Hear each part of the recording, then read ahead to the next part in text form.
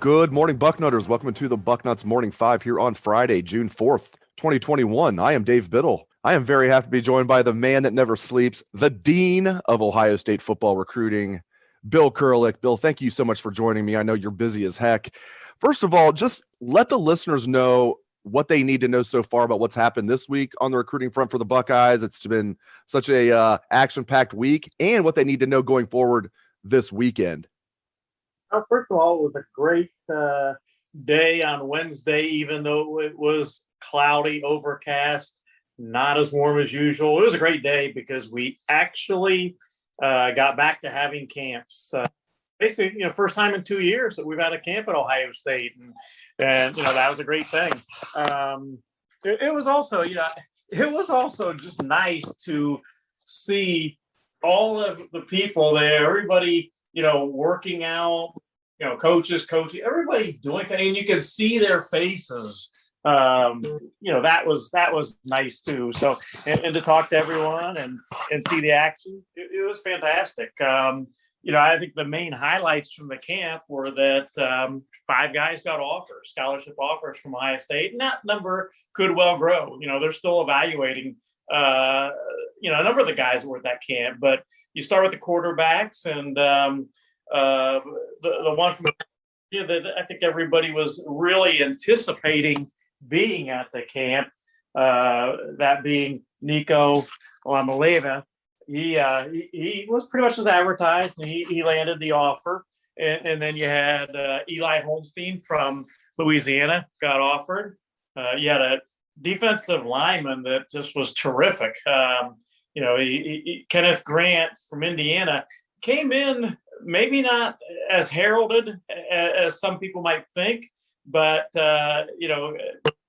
was just eye-popping. He's 6'4". He's 350 pounds. He ran a 5.1 40, and he was powerful and just stood out in the one-on-one. So, he got an offer, and he's somebody that certainly Ohio State fans should keep in mind as a potential guy to end up, as a Buckeye. So that was certainly interesting.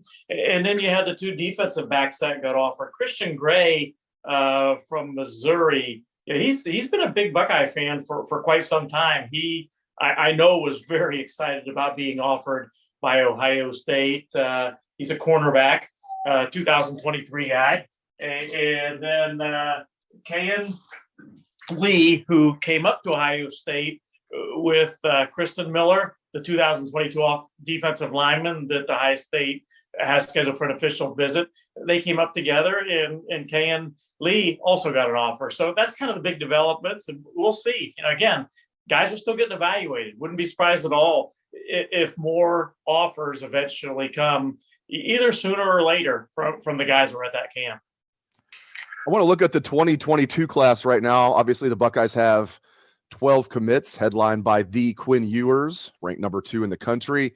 Just give me a ballpark estimate here. I'm sure you love questions like this, but how many commits can we expect this month from Ohio State for the 2022 class?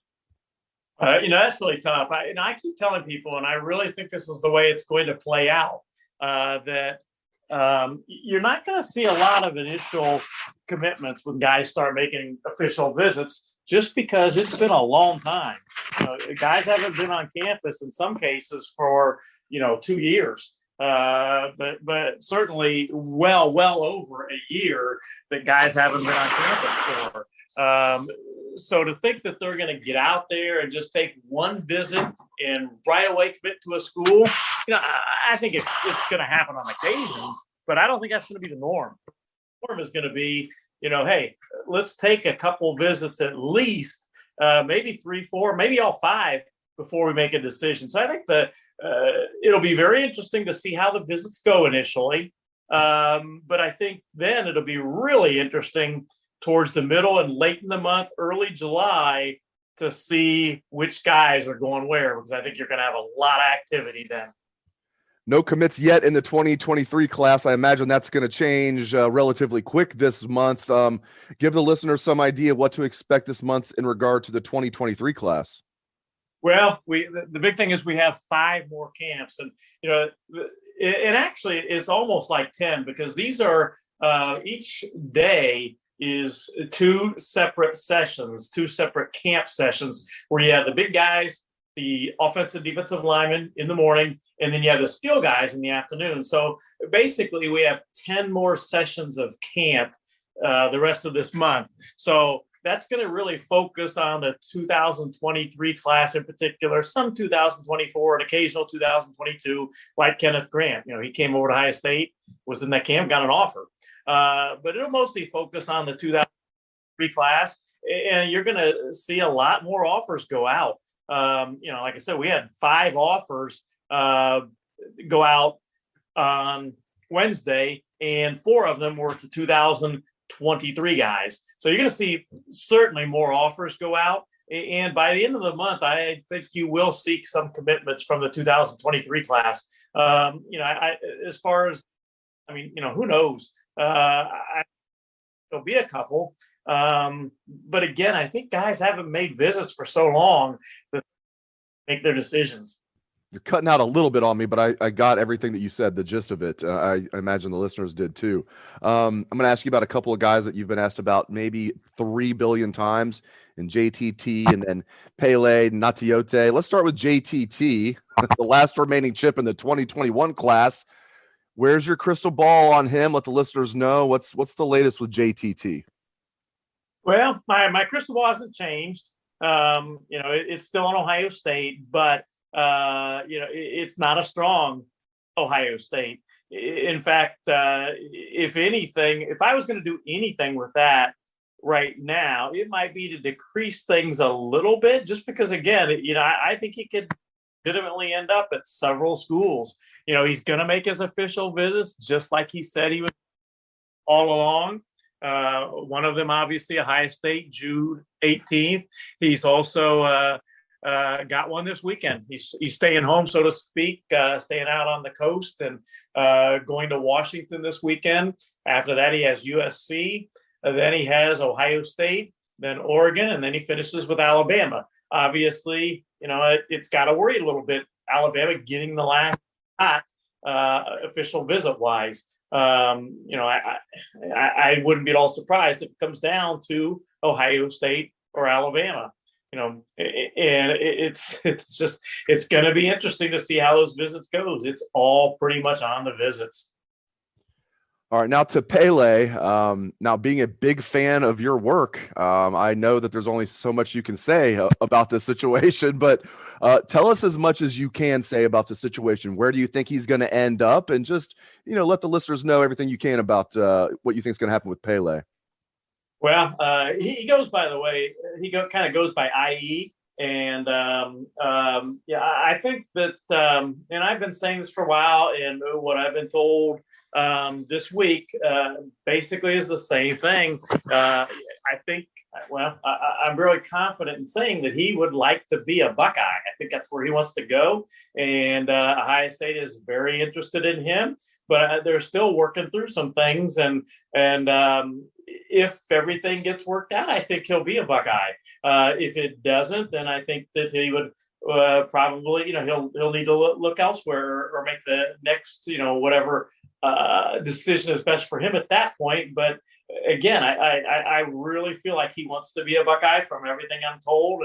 And I think that's, on pretty good, reliable sources. And they just have to get everything worked out. Will it be worked out? I don't know. I hate to say it, but, I think it's maybe a little over 50% that it gets worked out, maybe, but we'll see what happens.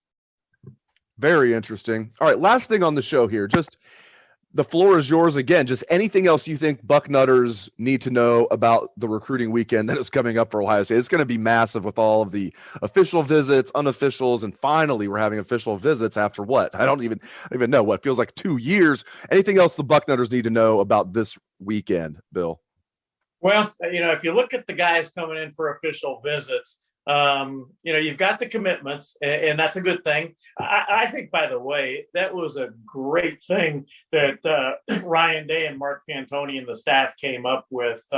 They felt like those 2022 kids, a lot of them committed in some cases, having never been to Ohio, with Ohio State, without visit with the coaches and all the things that are normal for recruits. And the Ohio State staff wanted to reward them by giving them the first opportunity to make official visits to Ohio State. And I just think that's a fantastic thing. It really says a lot about the way Ryan Day runs his program and the way Mark Pantoni does the Ohio State recruiting aspect of things. I couldn't say enough about that. So you've got the Ohio State commitments coming in, making their official visits, and then not coincidentally, they've lined up some of their very top targets to have them be around those guys.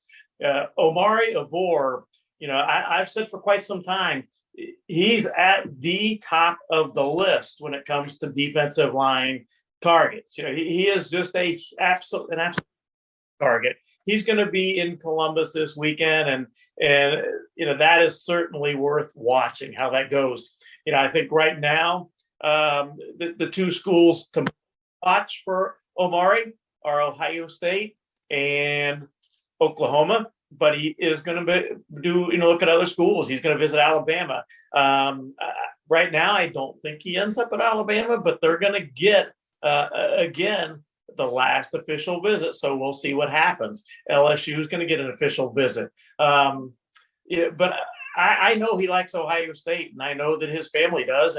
And if I absolutely had to make a prediction right now, I am not ready to crystal ball into anyone, but if I absolutely had to make a prediction right now, I'd probably go with Ohio State for Omari. So that's absolutely one to keep in mind as far as this weekend. The other thing to keep in mind is that Ohio State wants a great safety, and they need more offensive linemen. So who do they have coming in this weekend?